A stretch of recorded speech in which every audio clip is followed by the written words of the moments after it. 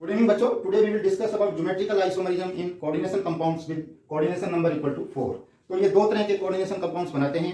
That is one is called square planar which is DsP2 hybridized central metal atom and other is the tetrahedral with sp3 hybridized central metal atom.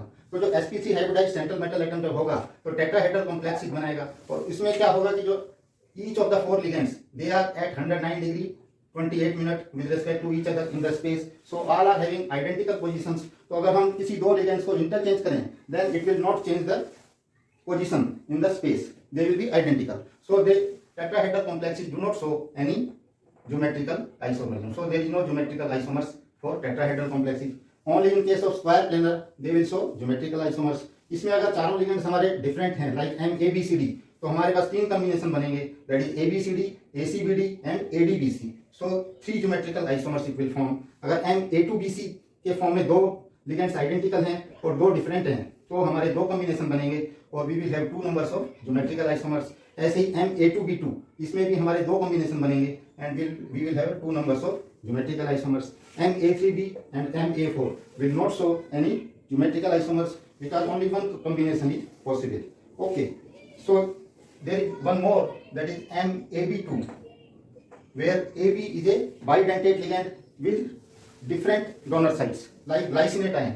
This glycinate ion is nothing but NH2 CH2 COO minus, so these two donor sites are there, one is nitrogen other is oxygen। so ये chelate complex बनाता है तो ये भी जो है दो geometrical isomers दिखाएगा। तो इसको हम इन दो को अभी बना के दिखा देते हैं just to elaborate. We will show MA2B2 and MAB2 how they look like। Okay, so first let us see MA2B2। ये जो दो ज्योमेट्रिकल आइसोमर्स बनेंगे they will be like this MAABB। when identical ligands are on the same side then it is called cis form, और जब identical ligands they are on opposite sides like AA and here BB then it is called trans।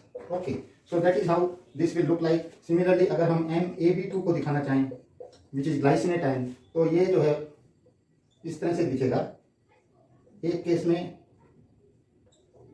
it will be like this and like this।